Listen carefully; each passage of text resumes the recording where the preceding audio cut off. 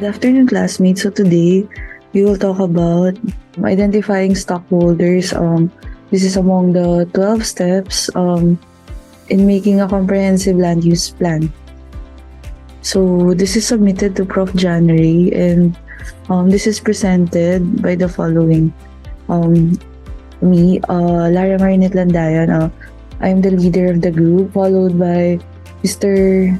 Timothy Dainla, the person who made the PowerPoint presentation. All my group mates equally contributed, so they're all considered as researchers. So my mother, Ma'am Henny, Ma'am Eugene, Ma'am Maan, Engineer Aldrich, Mr. Herbert, and Sir Brando. So we will talk about identifying stakeholders, recognizing and engaging participants who can play an active role in the planning process in making a comprehensive land use plan. So the overview of our presentation would involve the rationale of identifying stakeholders in a land use plan, questions that would establish the objective of a land use plan, a comprehensive land use plan, key technical actors or responsible bodies. We would also provide an example or show steps for an action plan for approaching and involving stakeholders. There's also the concept of technology of participation, followed by the principles of effective consultation. And then we will relate step 2 in relation to the incoming steps and how it plays to the other steps of the comprehensive land use plan.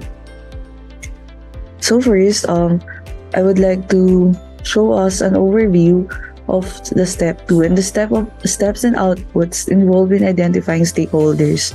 So in general, we identify stakeholders by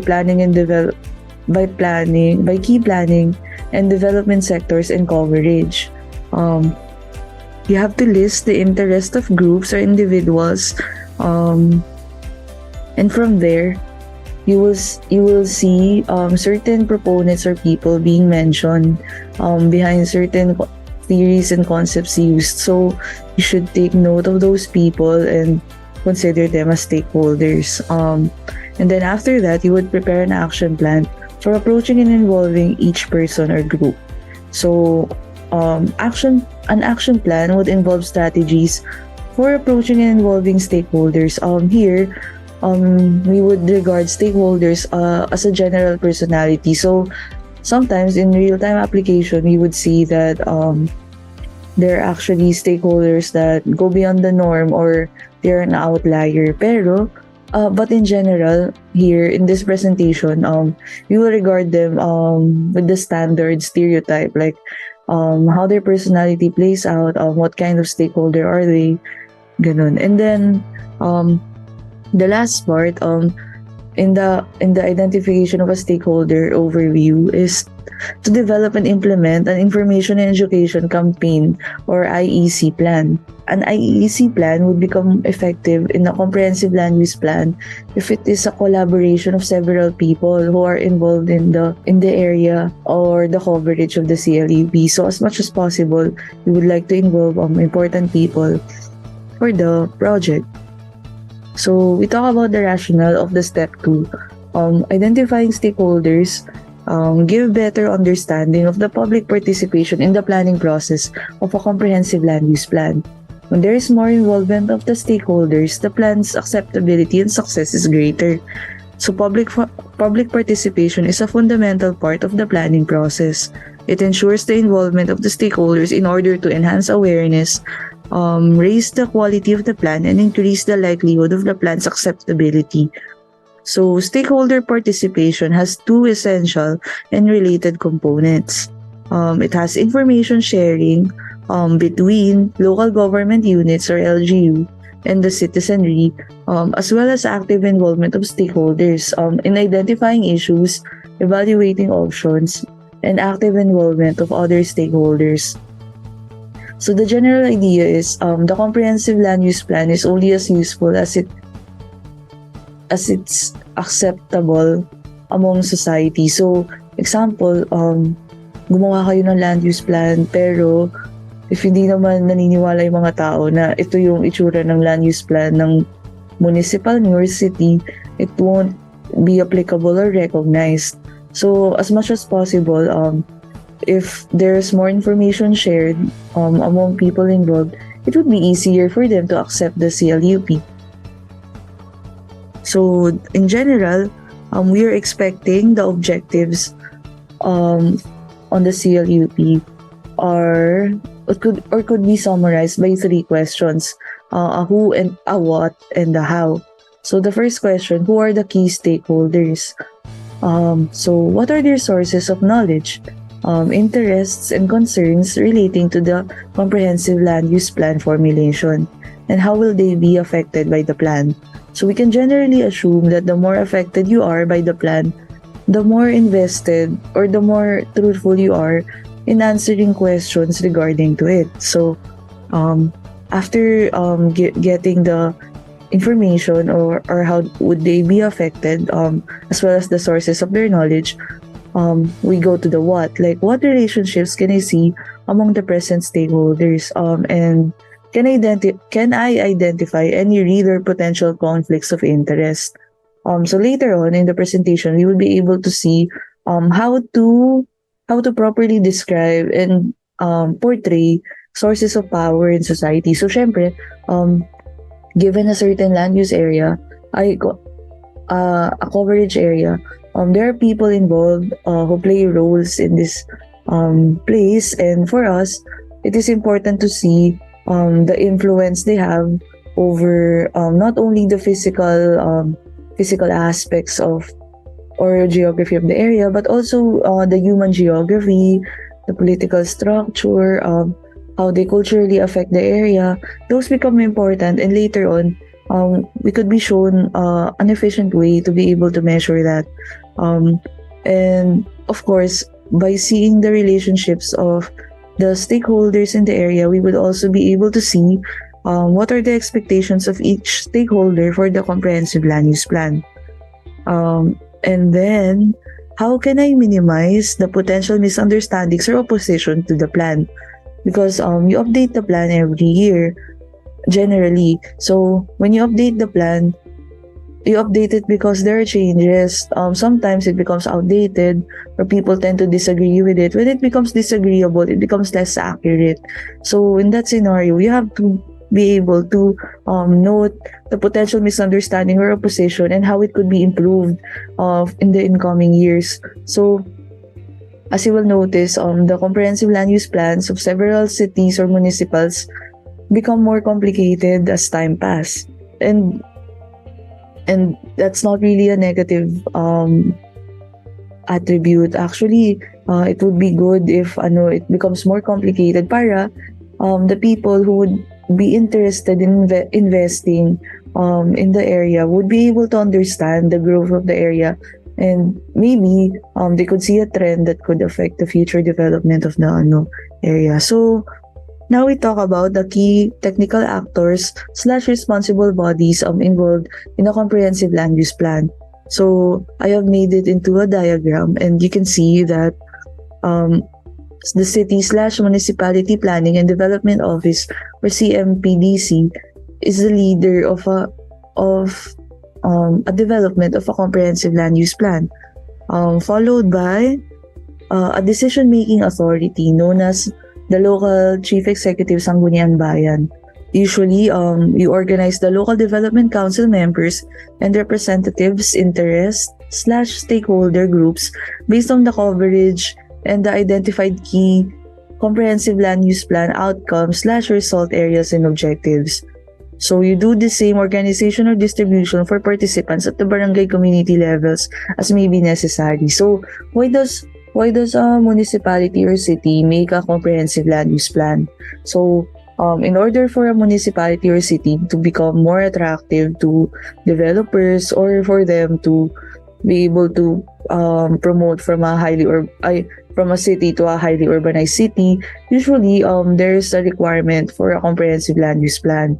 So an example would be, malapit na eleksyon, kailangan ni H-Rep magpabango, ni congressman, or they usually follow up the city hall to show them a comprehensive land use plan. So the general structure of a land use of the people working on this comprehensive land use plan would be the lead, the decision making authority, local chief executive sangguniang bayan. This could not exact there is no exact concrete body for a local chief executive sangguniang bayan. Sometimes when it calls for comprehensive land use planning, they would appoint people to become part of the local chief executive yun. And then after that, the lead and the decision-making authority would look for contributors and the consultative body. So the consultative body, local development or the local development council, according to the manual, is composed of local communities and barangays. So local communities involving, example, group ng mga senior citizen, sangguniang kabataan, youth organizations, religious groups, mass organizations, followed by yung barangays of that certain city. So currently in NCR, there's only one municipality left, pero that municipality is composed of several barangays.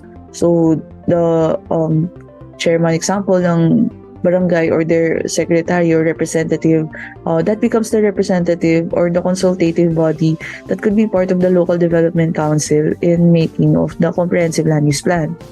And then not only, so that refers to the on-the-site experience or on-the-site information, but a comprehensive land use plan also has a technical working group or TWG. So we look to the left side of the diagram under the contributors. We see that there's also a need for technical working groups from non-government associations or NGA. They may be local/regional field units. So I have encountered before in the past that a comprehensive land use plan also has someone from DILG or someone from Office of Civil Defense or sometimes someone from Greenpeace. So it depends upon it depends upon the technical working group available at the moment or kung sino man yung kilala ng local government that they could contact. So the contributors could usually be someone from academic/research institutions or agencies. So example, my department, UP Diliman Department of Geography, was once called as a contributor for Angono Rizal, Taytay Rizal, and then we were also called to help the barangay of Tatalon sa Quezon City. So sometimes the comprehensive land use plan could be in the barangay level. Sometimes it could be in the local government unit level. So you can also call on other critical local private NGOs / community service organizations. So ayun, it is important that now we talk about stakeholders in general and how do we, diba, there's a consultative body and a contributor. These are the people who will help us look for stakeholders. So how do they specify which one is a stakeholder and which one isn't? So stakeholder is any person, group, or institution that has an interest in a development activity, project, or program in the given place or area. So this definition includes intended beneficiaries and intermediaries, winners and losers, and those involved or excluded from the decision-making process. So we can group stakeholders generally into primary stakeholders and secondary stakeholders. So when you differentiate the two, primary stakeholders are ultimately affected by the planned interventions or anticipated projects in the comprehensive land use plan, while secondary stakeholders may have a particular knowledge or significant role related to its formulation, but they're not exactly directly affected. Basta when you say primary stakeholders, it experiences direct effect, while the secondary stakeholders experience indirect effect. So I could give an example for primary stakeholder. A primary stakeholder for comprehensive land use plan of Quezon City would be a resident in Quezon City. Tapos, a secondary stakeholder could be a transport, a holder of Grab or Angkas, a holder of like franchise to be able to operate transportation. Those could be secondary stakeholders because they could be affected by the comprehensive land use plan provision on roads, on which could be a commercial area in the property. So in a sense, these people, they have indirect effects to the CLUP because eventually they would be able to control the market in the area. Example regarding transpo, lately we have been noticing that there's a jeepney phase out, so there are e-jeepneys instead. So slowly you would be able to see how the presence of e-jeepney would affect commuters, and in whole it would give indirect effects to like the perception of people during the land use planning and how it would cause traffic, ganun. So we talk about the other groups of stakeholders to be considered. Sometimes the classification of primary and secondary is not enough.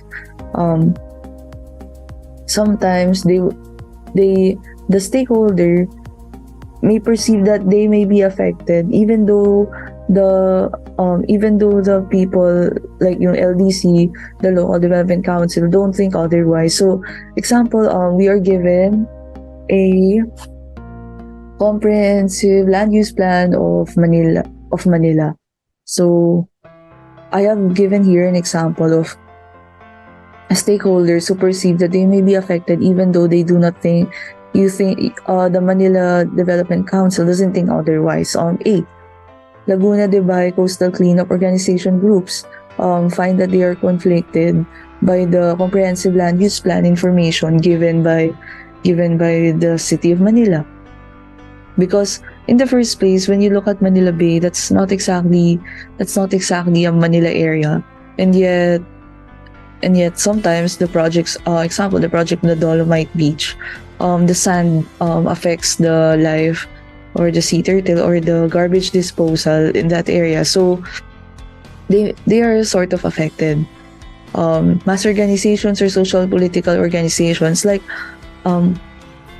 in the recent project in Manila City Hall, they have tried to turn Arroceros into a public park. So they tried to cement the floors and add like a pathway. However, several mass organizations or social political organizations find that the heart of Arroceros is actually the only forest patch of Manila left in Manila. So they do not like the idea of the recent development according to the comprehensive land use plan. So their grievances were considered by Mayor Isko Moreno back then. Ngayon it's Honey na ata, it's Mayor Honey. Pero before nun, their opinions were considered and listed and to be considered in the future formulation of the land use plan. So this was around in 2021. So the updates might have been already reflected depending on I haven't read the comprehensive land use plan. There's also lately the clamor for more bike lanes. So a union of bike users might perceive themselves to be directly affected by the comprehensive land use plan. Disaster Risk and Management Council, not only of Manila but also for the urbanized region of NCR, for example, or a board of director present in a private school. These are stakeholders that perceive they may be affected even though the Local Development Council has not fully considered it yet. There's also a group of stakeholders that they think they should be involved because of their standing in the community and are likely to get annoyed if they are not invited to participate. These are the people who will make it difficult for you to be able to to be able to do your comprehensive land use plan if you do not involve them. So as much as possible, you unfortunately you have to appease them. So an example would be a politically interested incumbent mayor. So syempre kung di siya nanalo, kalaban niya yung nanalo, eventually there's a struggle kasi some workers would still be loyal to that incumbent mayor. So sometimes it would make things complicated. Another examples would be socialites involved with the funding of some municipal projects. So syempre you don't give or donate your money for free. So sometimes may exchange, you have to note, you have to consider certain factors. Head of a Tricycle Operator and Drivers Association, or TODA. These are the organization of tricycle operators and drivers in a given local government unit. So you have to invite them to participate anyway, kasi as you may know, you can always learn from someone regardless of how educated or smart you think you are. So it also applies on the comprehensive land use plan. Of course, people will find it more acceptable if they think na their output is considered and noted. So the last group of a stakeholder to be considered that may not necessarily be private or secondary would be stakeholders who may be neutral in their views about the project but could become critical if they are not handled well. So here I have listed examples like the indigenous cultural communities. So Aita communities or Manobo communities, these are these were our fellow citizens who weren't subjugated during colonization. So hindi naman porket hindi sila naki-adapt sa mga panahon ng Espanyol, Amerikano at eventually ngayon post-capitalism, we would not be able to consider their views anymore kasi in the first place, they also live in the same area as us. So as much as possible, it would be nice to consider their views about the project even though it's neutral. Long-term residents in the area, as well as reservists or residents of gated subdivisions, as much as possible, it would be nice to be able to at least interview them, or later on we can talk about the other methods by which you can involve, in which the local government development council can involve and talk to them and make sure that they are handled well, so they will not complicate things. So now we talk about key stakeholders. So key stakeholders are those who can significantly influence the project or are most important if the comprehensive land use plan objectives are to be met. Both primary and secondary stakeholders may be considered as key stakeholders. So this is where the complicated or more detailed comprehensive land use plans from the previous years would be helpful. So how do you consider your key stakeholders? First, you review your previous comprehensive land use plans. Were they in the past a stakeholder, and were they able to give stakeholder information or consultation? What are their interests in the comprehensive land use plan? Are they directly affected by the implementation of the non-implementation of the comprehensive land use plan? You would also find yourself to ask, are the stakeholders engaged in their own communities? That would measure their influence over the group of people who might have an effect or who might be directly affected by the comprehensive land use plan. And then, has the stakeholder worked with representative and accountable NGOs or community-based organizations? So now we talk about the recommended tools for stakeholder identification. So we are going to talk about in general 3 tools. So first is stakeholder identification workshop. it is a typology of the stakeholder analysis method. We're going to talk about the basic methods of technology of participation. We will talk about, under that, we will talk about the Venn diagram and the stake influence diagram. Identifying the links of stakeholders and their relationships. We're also going to talk about the power interest grid. So this is the identification of influence and role of key actors or players in the community. In here, we will emphasize the principle of effective consultation. So the key concepts in an action plan. So preparing an action plan is like having a formula. So first, you decide on the timing and extent and involvement of the various stakeholder groups. Plus, you involve communities at the earliest planning stage to encourage ownership of the plan. So the more that they feel like they own the plan, the more likely are they more accepting of it, and the more that they would contribute in the future. And then you should put conflict resolution mechanisms to effectively solve animosities and conflicts that may arise during public consultations. So di naman kasi maiwasan yan. It's the power relation between the people involved. So those have to be accounted for in order to make an action plan effective for an effective comprehensive land use plan. So now we talk about the list of recommended stakeholders. So we start from the general up to the specific ones. So in general, in all areas, the theme is you should always include the mayor and the legislative council. It is best to involve these stakeholders in an executive briefing.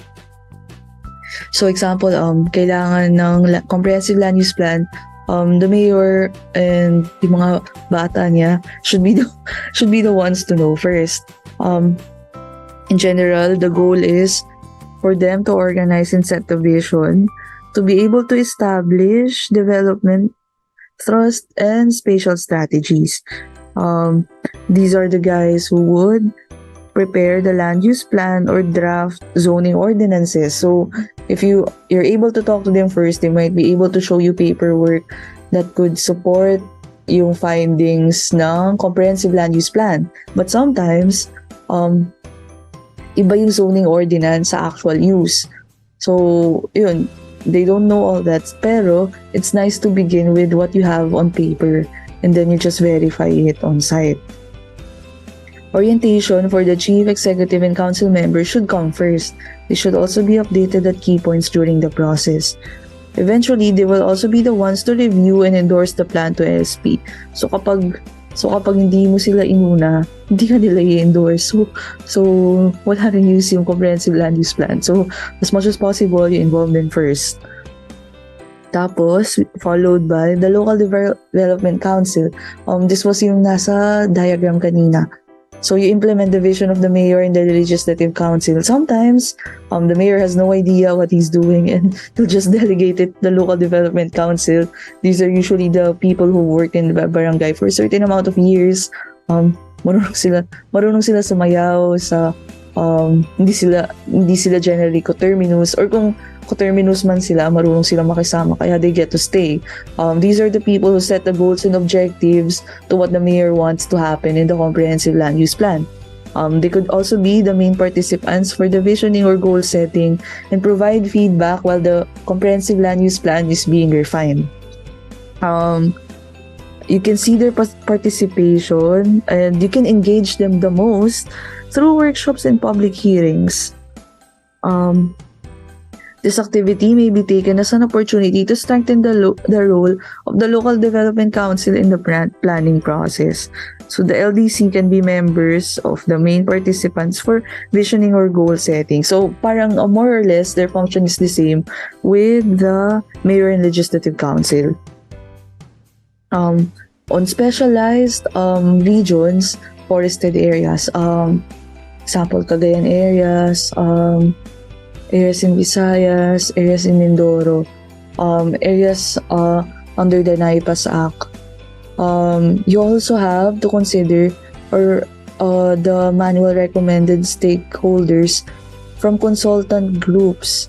such as irrigators or farmers associations, upland farmers, indigenous communities and cultural communities, gatherers, enterprise owners, resort owners, fisher folks, barangay officials, and ayun, Penro, Menro, and Senro. Ayan. So, why do we need the opinions of these people? So, in general, they are able to provide us with the condition of irrigation and other sources of water. Sources of water could affect industry to be considered in the comprehensive land use plan.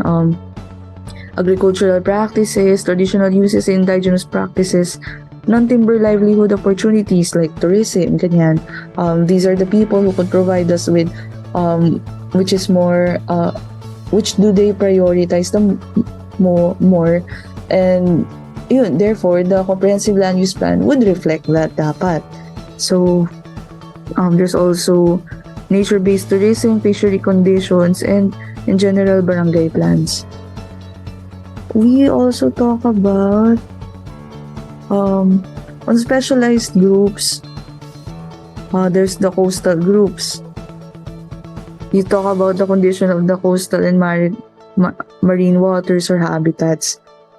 Special areas yan like Romblon, ganun.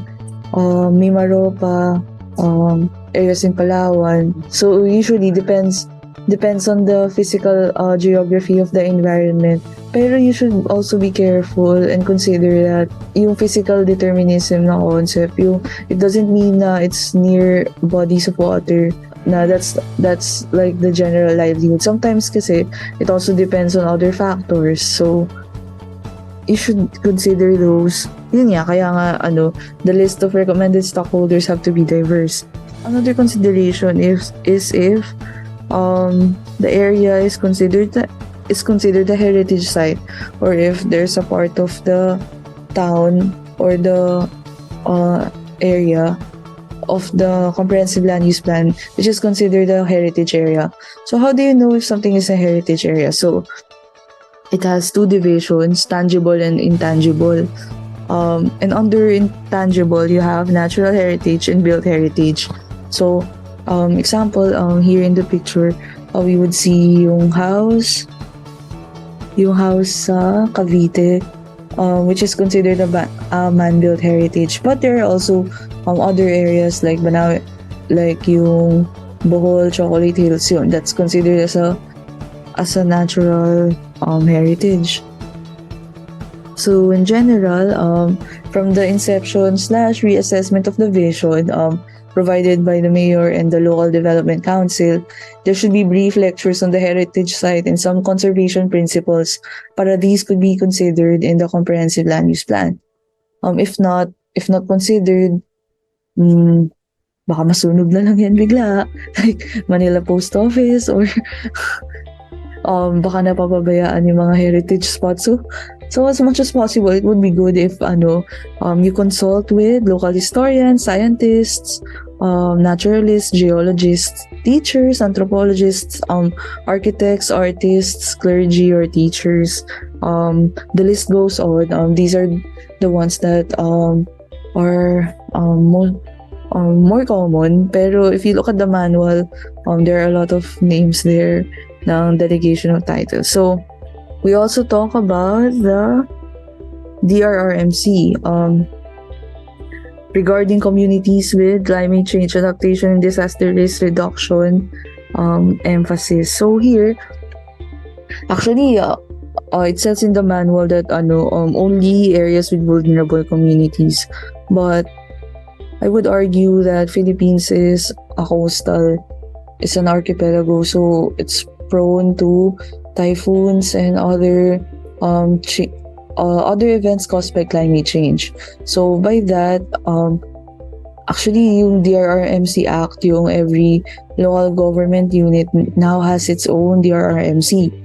So here in the picture, actually this is from our field work sa UP Diliman sa Angono, Rizal, because we were interviewing yung DRRMC nila regarding to help them map the area eventually, kasi they need to use that for their comprehensive land use plan.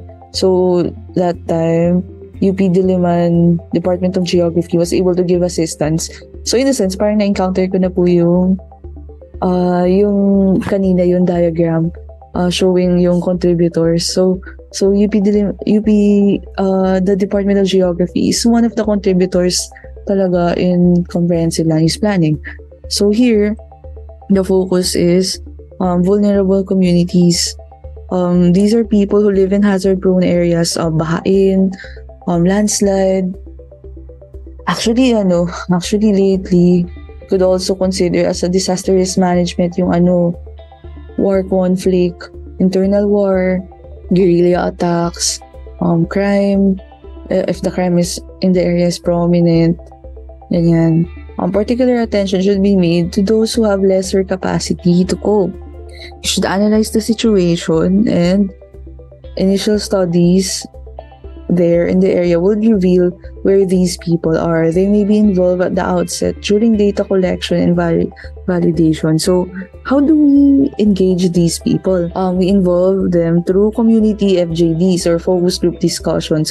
There's usually yung facilitator, which is usually a prof or like a known resident in an area good with communication skills, followed by leaders of the subdivision, several residents, people who are victims or vulnerable to like the disaster or risk, not only natural but also other forms of risk. Tapos, there's also targeted consultations and workshops. And then we analyze the situation for them, and then visioning the goal setting, and that affects the feedback on the final plan.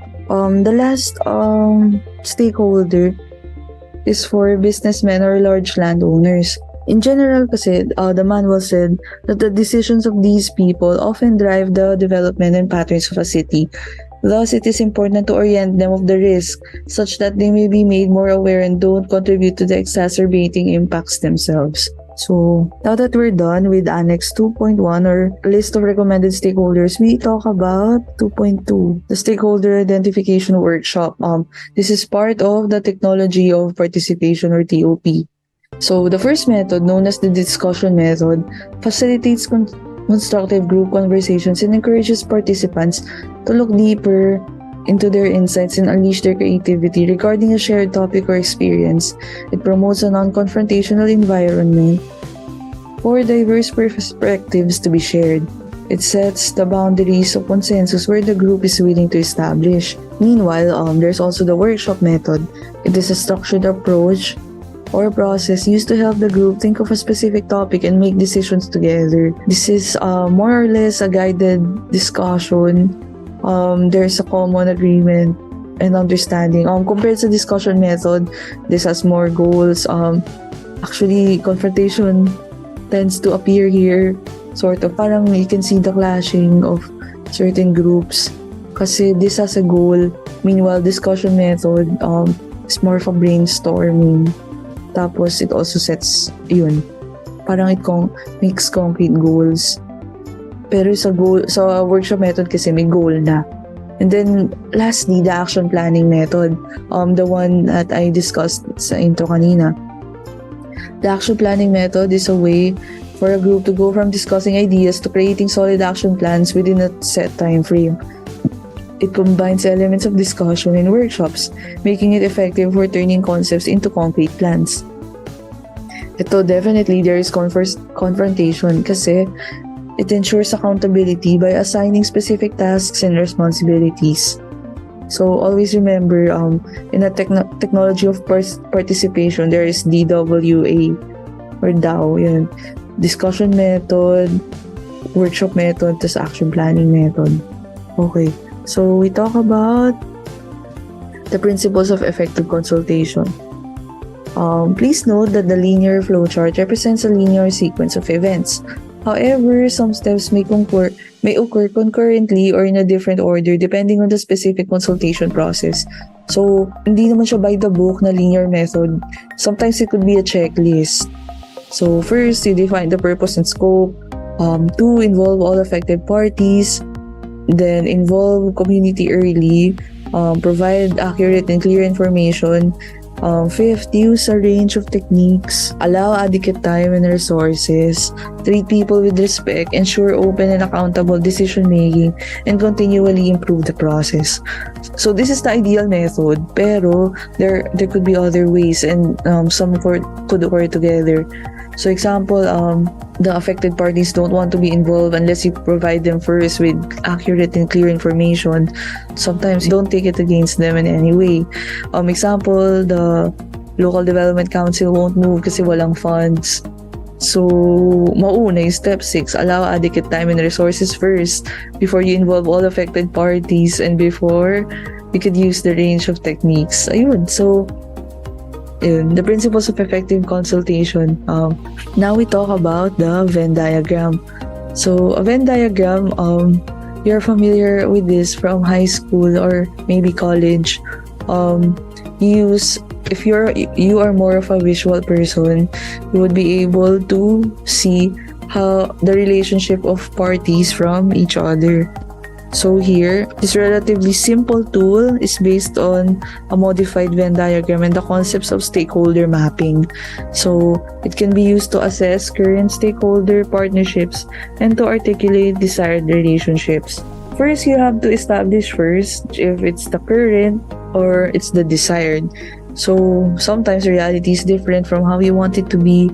So as much as possible, you have to decide whether or not you're assessing current or desired stakeholder relationships. So label and date the paper.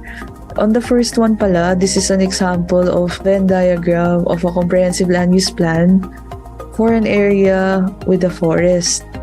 So here you involve law enforcement, community, private sector, business owners, non-government organizations, ganyan. But this is not the only form of a Venn diagram. When you see this, yung picture na to, you can see several forms of a Venn diagram. So, syempre, the more highly urbanized the city, I would imagine the third one, yung sa upper right, would probably be like the Venn diagram for Makati, ganun. The complication and the number of stakeholders involved. So after the first step on deciding whether you are assessing current or desired stakeholder relationships, and you were able to label your paper, you list organizations whose stakeholders are involved.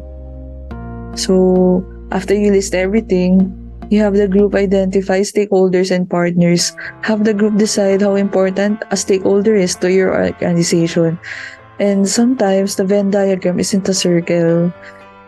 Here you can see some of them medyo mahaba. Meron ding Venn diagrams na arrows, na may arrows, yung circles. It denotes how far or how important is the interest to you. Smaller circle with it being closer to the municipal or city implies that it is small but it has a greater effect on the region. Small, medium, large. If the circle is big, it means its influence is great upon the comprehensive land use plan. The stakeholders involved in doing the Venn diagram don't have to agree about the sizes of the circle. They are to assess each stakeholder and answer. And you have to understand why the members feel the way they do. So example, in a workshop method, meron sample member ng kasama, ganyan, and then versus representative na Ayala. Of course, their Venn diagram would look entirely different kasi these are people from separate circumstances, totally different. So you don't force them to have the same interests seen in the Venn diagram. You just make them explain why they understand the way they do. And yun, eventually you have to make sure that is reflected upon the comprehensive land use plan. The questions you have to ask in the comprehensive land use plan: does anything strike the group? Example, you are surprised that there is a relationship between irrigation versus treasury, ganon. You should be able to see if there are any groups missing, because sometimes when you draw the Venn diagram, you see the relationship among the stakeholders, and then you notice na there's a bridge that would connect the two. So in that case, that's a group missing, and you can include it in the Venn diagram. or any relationship pattern surprising, ayun, this is where the value judgment of the members of the stakeholder community would be able to share. So, does an existing partner have a strong relationship with the partner you would likely be close with? Ganun. Do you have any problems or opportunities present? Ayan. And does the group lack a good relationship with any important stakeholders?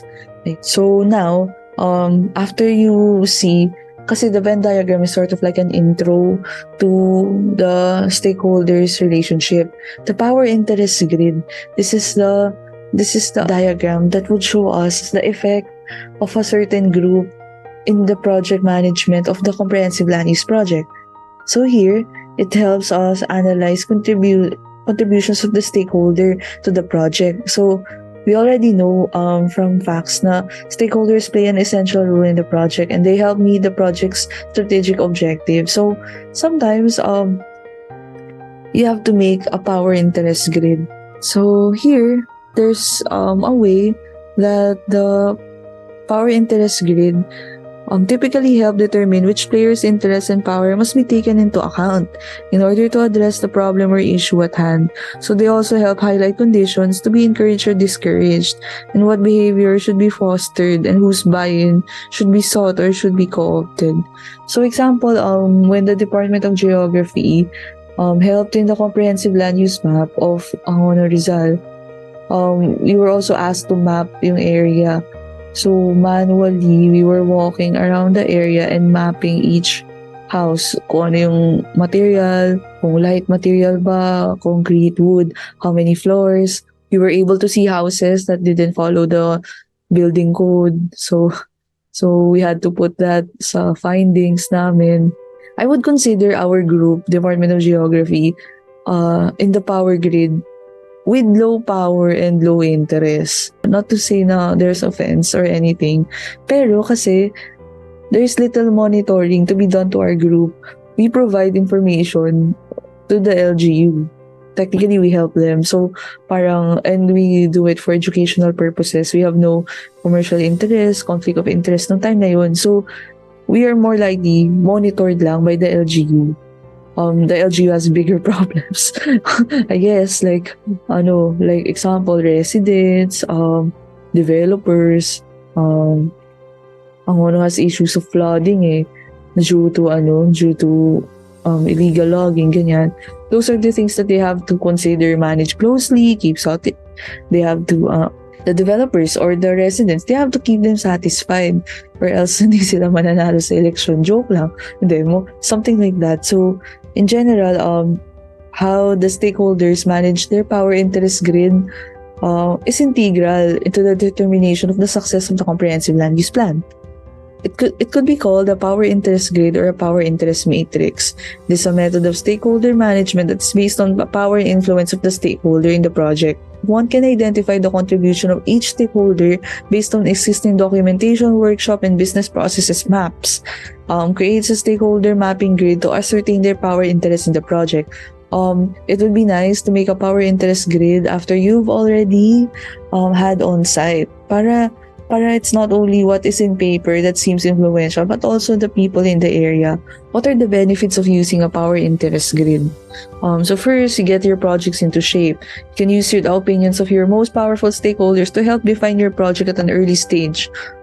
So pag meron ka ng opinions or goals at the early stage, pwede ka na mag-proceed with the action plan. Kaso, there's a higher chance of a confrontation among the stakeholders kasi you're already driving them into a certain point compared kung you use the discussion method sana. Or, there could be a power interest grid and the goals are clear pero you still offer discussion more than an action plan. So, more or less, ayun. The stakeholders will then more likely to support you and their input can improve the quality of your project. You can also do your power interest grid in relation to resources. For the second point of winning resources. Gaining resources from powerful stakeholders can help you win more resources such as people, time, or money. This makes it more likely that your projects will be successful. Yan, kung wala kang funding. I mean, kung meron ka namang funding, There are other resources that you should note, like people empowerment, people help, ganun, more than money. The third point is building understanding. By communicating with your stakeholders early and often, you can ensure that they fully grasp what you're doing and understand the benefits of your project. This means that they can be more actively support you when necessary. You could also use the power interest grid to get ahead of the game. Understanding your stakeholders means that you can anticipate and predict their reactions to your project as it develops. This allows you to plan action that will more likely win their support. Or if not, getting ahead means that you could formulate methods to neutralize stakeholders in case there becomes a conflict of interest that leads to a confrontation. So how do you use power interest grid and stakeholder management strategy? So you talk about stakeholder analysis. The one we talked about a while ago was identifying your stakeholders. So stakeholder analysis is an important method to understand the contributors of the stakeholders in different ways. So it provides potential to access the system of the contribution made by the stakeholders. Nagkwentahan na sila ng ambaga. This helps the project managers to assess the interest of the stakeholders towards the project. Ayun, so you also identify your stakeholders like how I talked about a while ago dun sa early. Ayan, the table identifies some of the people who might be stakeholders in your job or project. So, the public, prospective customers, future recruits, the community, your family. Ayun, so our group was able to provide examples. I hope the class would find that helpful. And then we talk about stakeholder analysis. So a stakeholder analysis is a process used to identify and understand the various stakeholders involved in a project, organization, or decision-making process. It helps assess their interests, influence, and potentially impact on the initiative. There are several typologies or methods based on the criteria. We have 8. Focus group method, focus group discussion, the one the Department of Geography did before. There's also a semi-structured interview, a snowball sampling method, interest influence matrices method, Q methodology method, actor linkage matrices method, social network analysis method, and knowledge mapping. So based on actual real-time experience, when you have a set of questions, it would be helpful, pero sometimes example, you formulated your questionnaire in English. Pagdating mo sa area, syempre nahihiya sila mag-English. Sometimes, Filipino, Taglish, nagiging answers, and eventually you have to reword your questions, and just transcribe them. You just ask for their permission to record, or you have a note taker among the group. So, in general, it doesn't always go as good as you plan. I think we planned the Q methodology method or a semi-structured interview, but eventually we were able to stick to a focus group method lang. So more or less, it still was beneficial. Ayun, so we'll talk about it now. First is the focus group method. It involves bringing together a small group of stakeholders, 6 to 12 participants, to have a structured discussion or dialogue on a specific topic or issue. So it guides, the facilitator guides the conversation, encourages active participation, and seeks insights and perspectives from the participants. So kailangan mo ng facilitator nasanay mag-FJD, suitable venue or meeting room, audio or recording equipment. You have to ask the consent of the members of the party. Note-taking materials. Syempre, papameriendahin mo sila kasi di sila pupunta. Di sila pupunta kapag hindi. O tapos, ayun. In a focus group discussion, the strength is, it could provide in-depth qualitative insights into the stakeholders' perspective and experiences. It facilitates interaction, exchange of ideas. It's less confrontational, and you can actually uncover rich and nuanced information that may not emerge through other methods. So weakness lang, it tends to be anecdotal kasi it's small in size, may not represent the diversity of the stakeholder views.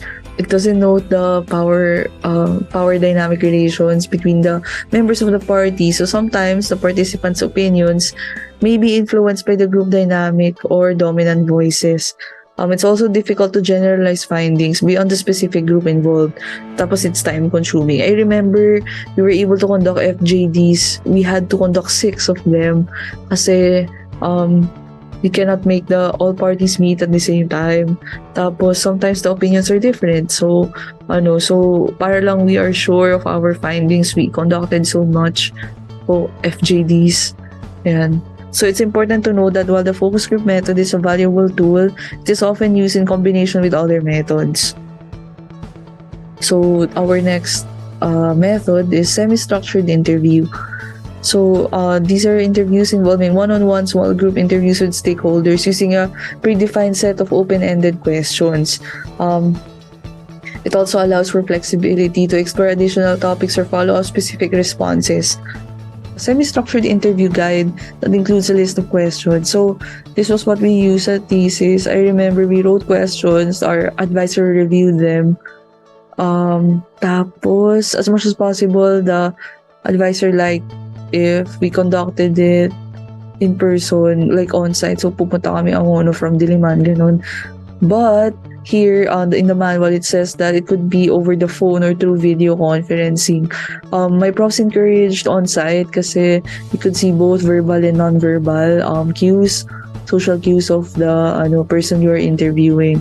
So the resources required, you are required a skilled interviewer with knowledge of the stakeholder analysis interview techniques. Actually we were taught how to look at the interviewer, how to ask. Ganyan, you were given an interview guide, recording equipment, you have to ask for their consent.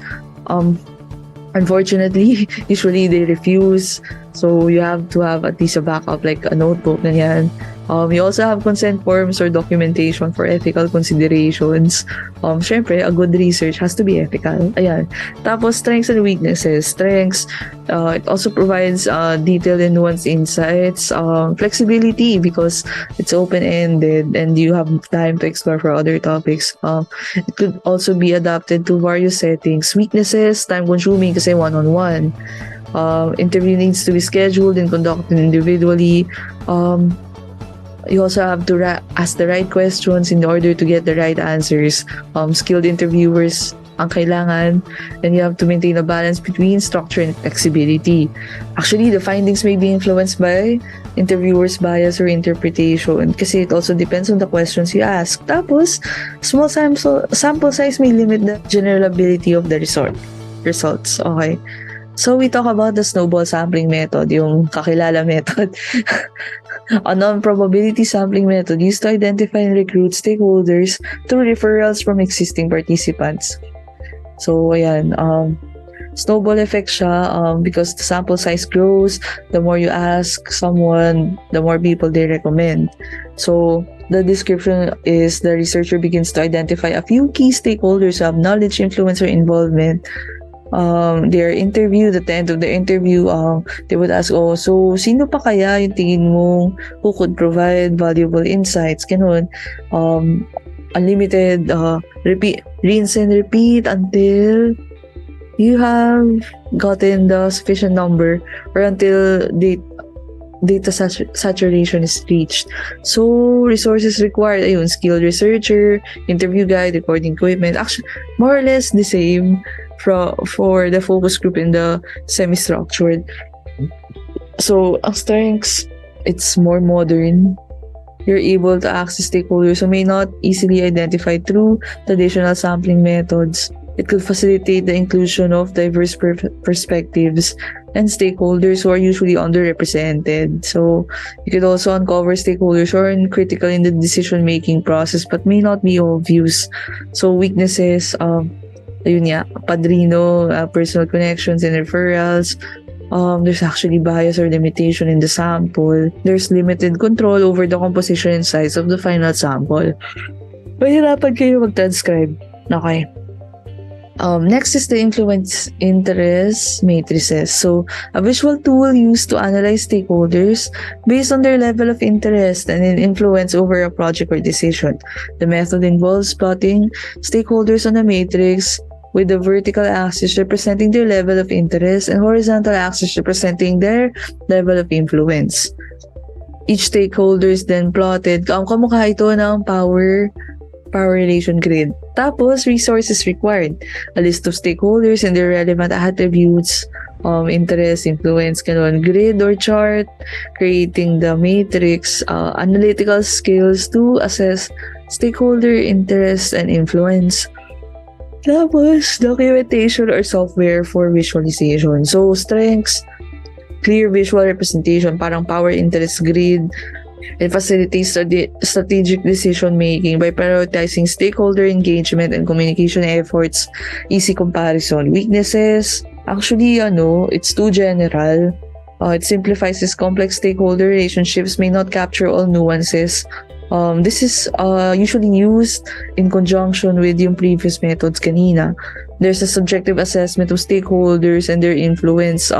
There's lack of specificity in capturing the diverse range of stakeholder perspectives, and it does not provide detailed insights into the stakeholders' motivation, concern, or specific issue. So, lagay ko lang as a note, how do you minimize the subjective assessment of the researcher on the research? So, according to my prof back then, sa thesis, in order to limit that, you have to indicate your specific bias sa paper din. Or as a group, you have to do it as a group para the bias is lessened. It's not only your perspective, but the perspective of your group mates. Now we go to the Q methodology method, a research method used to systematically study subjectivity and perspectives within a group of stakeholders. It involves collection and analysis of subjective viewpoints by having participants rank or sort a set of statements or items according to their interest or preference. So, wala pa ako nakikitang gumagawa ng method na to so far, pero basically may cards ka tapos irarank lang nila. Resources required. Development of a set of statements or items representing different viewpoints, participant recruitment and consent process, data collection, statistical software, skilled researcher. So as strength, this allows for an in-depth exploration of the stakeholders' perspective, captures the diversity and range of viewpoints, provides a systematic and data-driven approach, can reveal unexpected or less common perspectives that may be overlooked. Weaknesses, it needs a large sample size to ensure robust results. Data analysis can be complex and requires statistical enterprise. Limited to capturing stakeholders' viewpoints on specific list of statements. So kung ikaw mismo bias ka sa paggawa mo ng statements, it would affect how the stakeholders would rank your statements. And then the findings may not be easily generalizable to other contexts or populations. So yung cue card na ginamit mo for Manila, di mo yun pwede gamitin for Davao or Bukidnon. It has to be tailor fit. Now we talk about the anchor linkage matrices method, used to analyze and visualize the relationships among stakeholders. It focuses on mapping the connections, not really the power relation. So the resources required, list of stakeholders, data on relationship or linkages, software or tool, and then expertise in social network analysis. So, provides a visual representation of the stakeholder network and dynamic, helps identify key stakeholders as strength, reveals patterns of collaboration, weaknesses. It requires access to accurate and comprehensive data on stakeholder relationships, and di ba may Data Privacy Act na. And data collection and analysis can be time-consuming and resource-intensive. Interpretation of the network structure may be subjective according to the researcher, and may not capture the qualitative aspects of the stakeholder interactions. So you usually do this in relation to the first three I have mentioned, yung FJD, yung kanina, FJD, semi-structured, saka snowball. So you use that in relation to yung influence interest matrix, saka ito, anchor linkage matrix. We also talk about the social network analysis method. This is the quantitative method used to study the relationships, interactions, and patterns of communication within a stakeholder network. Fun fact, this is actually the way the City of Manila was able to find yung Save Arroceros movement, which involved yung Arroceros Park. So, through social network analysis method. So you need a list of stakeholders and their relevant attributes. So roles or affiliations. So noong time na yun, they were able to find yung Secretariat General ng Save Arroceros, ganyan. There was also a data on relationships or interactions between stakeholders, surveys, interviews, existing records of noong time na yun, of Saving Arroceros, saying na they have interviewed people who say that this is the last lung of Manila, we have to protect it, ganun. And then software tools for network analysis, and then expertise in social network analysis or methods. Syempre merong sa office ni Mayor na medyo techie, ganyan. Yan, strengths provides a systematic and quantitative approach to understanding stakeholder relations. It reveals the structure, identifying key actors and groups. Quantifies the flow of information and influence within the network. So, social networking analysis method shows you combination of power grid plus yung actor linkage kanina. And then, medyo nuance with a bit of the semi-structured interview method. Yan. Tapos, it has quantitative aspects pa. So, the weakness is data collection can be time-consuming. Kasi interview, tatranscribe mo yung interview, ilalagay mo sa quantitative software, kung Excel man yan. Tapos, it requires accurate and comprehensive data on stakeholder relationship and interaction. Magsisecure ka pa ng data privacy form, ganyan. Analysis may be too complex for a comprehensive land use plan. Actually, you might even need an expert on the social network analysis method, yun, social engineering, and it may not necessarily capture the qualitative aspects of stakeholder relationships. So, sayang naman. So, basta use it in conjunction with the first three. And then, there's knowledge mapping, a method used to analyze, identify, and visualize the knowledge, expertise, and information held by different stakeholders. So, back lang sa intro, not only do you have to identify the stakeholder, you also have to identify what type of information do they offer. At the same time, how did they obtain that information? So, here, you understand the distribution of knowledge within the stakeholder group organization, or identify the gaps between the gaps or areas of strength. So, it doesn't mean that, although, money is power, ganyan, not all knowledge can be bought by money. So, sometimes, mga knowledgeable ay people on site. So, in general, knowledge mapping can be done through surveys, interviews, or existing data sources. It is organized and visualized to create a map that highlights the distribution of knowledge and expertise within a stakeholder group. So first, you also need a list of stakeholders and their relevant attributes, data collection tools, surveys, usually na-approve na advisor, ganun. Software tools or data for analysis. At saka someone who knows how to do knowledge mapping. So strengths, it's for someone who has a visual memory, kasi it provides a very good visual representation of the knowledge and expertise distribution. It helps identify the stakeholder with specialized knowledge, and it assists in identifying knowledge gaps. Weaknesses, always time-consuming, always prone to biases, and then limited to capturing explicit knowledge and may not capture tacit or experiential knowledge. Now, we have talked about that. We will talk about the guide in conducting consultations in CLUP preparation. So, the Comprehensive Land Use Plan is a document that encompasses the whole territory of the local government unit. Municipal territory includes municipal land area, water. No area in the municipality must be left unplanned. The CLUP allocates available land resources for different population sectors. So it is the instrument of the local government unit to allocate available land resources to different sectors of its territory for different functions. So, syempre, without the CLUP, walang ibibigay si congressman sa mahirap mag-set ng funding. So, ayun, kailangan yan. So, overall, we are currently at step 2, yung medyo dark blue, yung identify stakeholders. Tapos, in general, hopefully, when you know the stakeholders, it's easier to do steps 3 to 7. 7 to 12, ganyan. we are able to see that a comprehensive land use plan would be able to document embodying specific proposals for guiding, regulating growth, and or development of a city or municipality. It is a long-term plan, 10 years minimum, and a tool for managing land and natural resources at the local level. So, for your interest lang and for your curiosity, yung goal ng QC sa kanilang CLUP noong 2019 is to have better transportation, and then you can see that it would evolve. Now they're more interested in preserving the culture of Quezon City.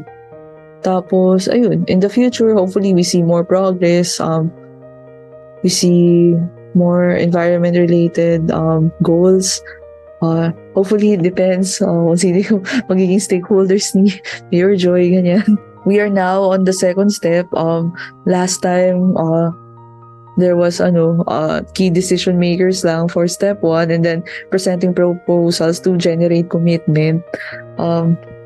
Here, we identified the stakeholders. So, nakahanap na tayo ng mga willing mag-commit. Here, when you find them, you organize them. It becomes a technical working group. Ayun nga, kanina, we have consultants and contributors, and yun, you have to at least be able to generate a list of primary and secondary stakeholders. If they don't fall in any of those categories, I have provided example kanina, yung some people that you have to invite, even though you think they don't have an effect, o kaya you invite them kasi they were involved before, and if you upset them, they might make it complicated for you to finish your CLUP. So more or less, ayun. Eventually, in the future, you will see that identifying stakeholders will also affect planning, stages 3 to 5. It would affect the members of the community such that the issues and ideas through discussion, these are ideas and information for the comprehensive land use plan that you only get from stakeholders. You also analyze data and evaluate options per step 6. And then draft CLUP, ganyan. Syempre, you have to make everyone read it to make sure they are not being misrepresented. And then you gather feedbacks to fine-tune the draft through presentation, display, public hearing, and workshops. Eventually, you finalize the plan and you implement it, hopefully. And then you monitor and evaluate it so that the feedback from this in step 12, you could see it you can see it and use it for the incoming CLUP of the next few years. Ayun. For every step of the planning process, some forms of consultation will be required, such as those involving the planning team, technical working groups, steering committees, and selective stakeholder individuals. So ayun, thank you for listening. If you have any questions, don't hesitate to message me or any of my group mates, since we all contributed equally to the research and they all did their job. So thank you everyone for listening.